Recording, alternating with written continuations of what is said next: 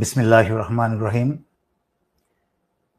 সংগ্রামরত ছাত্র ছাত্রী জনতা এবং দেশপ্রেমিক বাংলাদেশি দেশে বিদেশে যে যেখানে আছেন, আসসালামু আলাইকুম।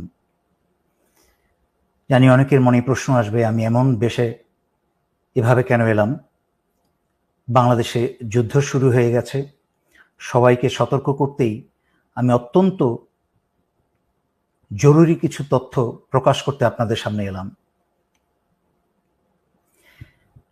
2009 সালে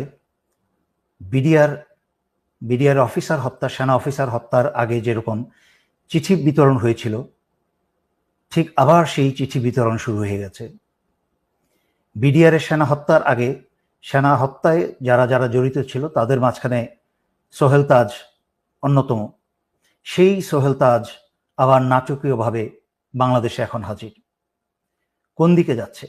হঠাৎ করেই জামাত শিবিরকে চিঠি দিয়ে এই স্বৈরাচারী শেখ হাসিনা সরকার বাতিল করল। কোনোটাই কিন্তু বিচ্ছিন্ন ঘটনা নয়। সম্পূর্ণ বিচ্ছিন্ন ঘটনাকে একত্র করার দায়িত্ব আমরা কিছু লোক কাজ করে যাই। চিন্তা করে দেখুন, শুধু চিঠিটার সামান্য অংশ দেখাচ্ছি। চিঠিটা ইন্টারনেটে সব জায়গায় ছড়িয়ে বেড়াচ্ছে।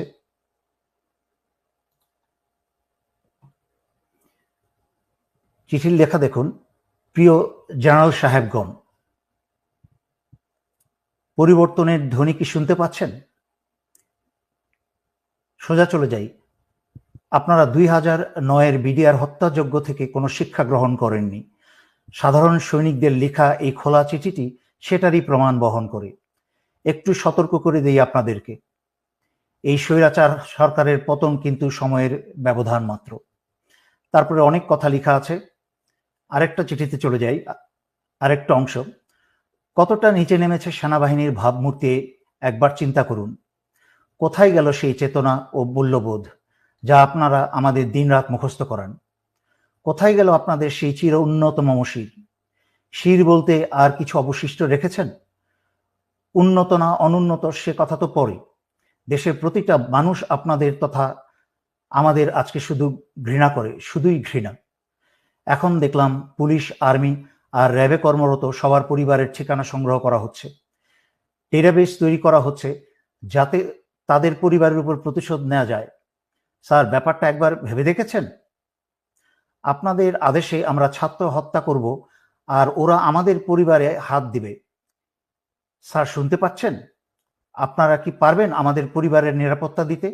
পারবেন পুরো দেশটাকে ক্যান্টনমেন্ট বানিয়ে ফেলতে? চিঠিটা আরো বেশ বড়, তবে এই চিঠিটায় যেই কথাগুলো উল্লেখ করা হয়েছে, যারা আপনারা সচেতন নাগরিক, দেশপ্রেমিক নাগরিক, যারা আমার লাইভ বা ভিডিও আপনারা দেখেন, তারা নিশ্চয়ই শুনেছেন। বহুদিন যাবৎ আমি সতর্ক বাণী দিয়ে আসছিলাম, এভাবে বলছিলাম যে এই বাংলাদেশের সাধারণ সৈনিকের পরিবাররা কিন্তু গ্রামে গঞ্জে থাকে, তারাও অত্যাচারিত। কিন্তু সেনানিবাসে এই হাসিনার পয়সা খেয়ে যারা আজকে দেশ এবং জনগণের বিরুদ্ধে কাজ করছেন, তাদের ভবিষ্যৎ পরিণতি কি হবে আমি কিন্তু বারবার সতর্ক করে আসছিলাম। যদিও ছাত্রছাত্রী এবং জনতার উপর যারা গুলি চালিয়েছে সেটা সমগ্র সেনাবাহিনী চালায়নি, চালিয়েছে হাসিনার পোষা এবং হাসিনার বাছাই করা যাদেরকে ঢাকায় 46 ব্রিগেডে বসানো হয়েছে। তার মাঝখানে একজন হচ্ছে অত্যন্ত জঘন্য চরিত্রের ব্রিগেডিয়ার জেনারেল ইমরান, যে শেখ হাসিনার প্রধানমন্ত্রী কার্যালয়েই ছিল এক সময়, এবং তার ক্যাডেট কলেজের বন্ধু বান্ধবের মতামতে সে একটা সাইকোপ্যাথ। সে নিজের আপন ভাইকেও ঠান্ডা মাথায় খুন করতে দ্বিধা করবে না, এবং তার ক্যাডেট কলেজের বন্ধুরা তাকে বহুবার তাদের কাছ থেকে বিচ্ছিন্ন করেছে তাকে। এই সাইকোপ্যাথকে, হাসিনার মতো এক সাইকোপ্যাথ, এই সাইকোপ্যাথকে 46 ব্রিগেডে বসিয়েছে। আর 46 ব্রিগেড চলে হচ্ছে হাসিনার আত্মীয় বর্তমান সেনা প্রধান জেনারেল ওয়াকারের সরাসরি নির্দেশে, কোনো ডিভিশনের অধীনে নয়। গুলিগুলা ছুড়েছে হচ্ছে এই 46 ব্রিগেডের কিছু কুসেনা, চরিত্রহীন কিছু কুসেনা, সমগ্র বাংলাদেশের অন্যান্য সেনানিবাসে থাকা সেনারা না। তাই আপনারা সমগ্র সেনাবাহিনীর উপর ভুল বুঝবেন না। যদিও সেনাবাহিনীর দায়িত্ব ছিল জনগণের কাতারে দাঁড়িয়ে আসা, জনগণ এবং দেশকে রক্ষা করা, সেইটা পবিত্র দায়িত্ব হচ্ছে জনগণের। যাই হোক, যেহেতু হাসিনা তার সর্বোচ্চ ক্ষমতা ব্যবহার করে ফেলেছে, ক্ষমতায় টিকে থাকার জন্য পুলিশ, বিজিবি, প্যারামিলিটারি সব ব্যবহার করেছে, এমনকি সশস্ত্র বাহিনী ব্যবহার করে কারফিউ পর্যন্ত জারি করেও ছাত্র জনতার বিরুদ্ধে পরাজিত হয়েছে। এখন স্বৈরাচারী শেখ হাসিনার হাতে আর কোনো শক্তি বাকি নেই।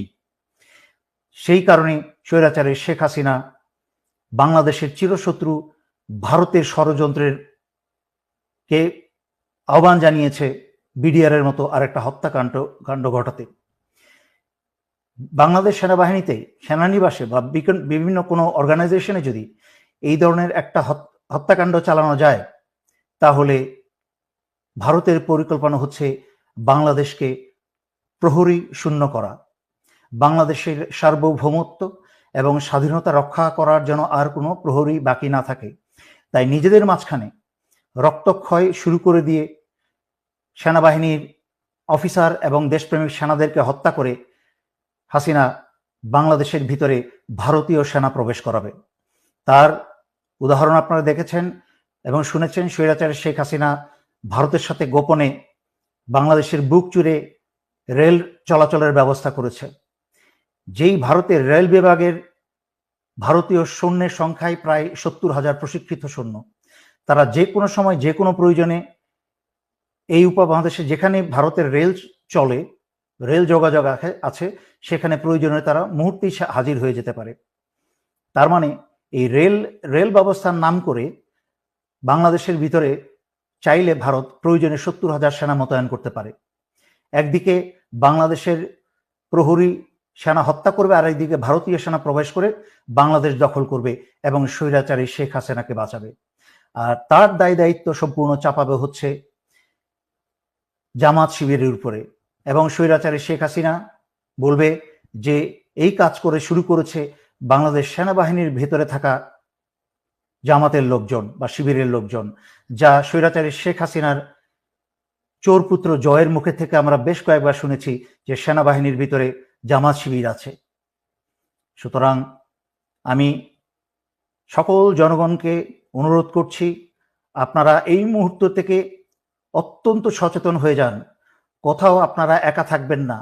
কোথাও আপনাদেরকে বাসা বাড়িতে এলাকায় যদি পুলিশি হানা হয়, তাহলে আপনারা সারা এলাকার মানুষ ঘিরে ধরবেন এবং ছাত্রছাত্রী তোমরা সবাই পকেটের মাঝখানে তোমরা মরিচের গুঁড়া রাখবে।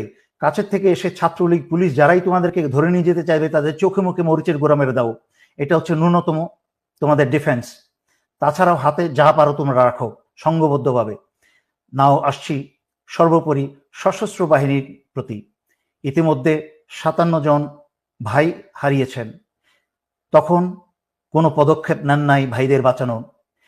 দেশ ভারতের দখলে চলে গেছে এই স্বৈরাচারী হাসিনার কারণে। 15 বছর ধরে যাবৎ বাংলাদেশের সবকিছু স্বাধীনতা, সার্বভৌমত্ব, এমনকি জনগণের জান মাল, বাংলাদেশের অর্থনীতি সবকিছু ভারতের হাতে তুলে দিয়েছে। আরো অপেক্ষা করবেন নিজের এবং নিজের স্ত্রী সন্তানের রক্ত দিয়ে? এখনো সময় আছে।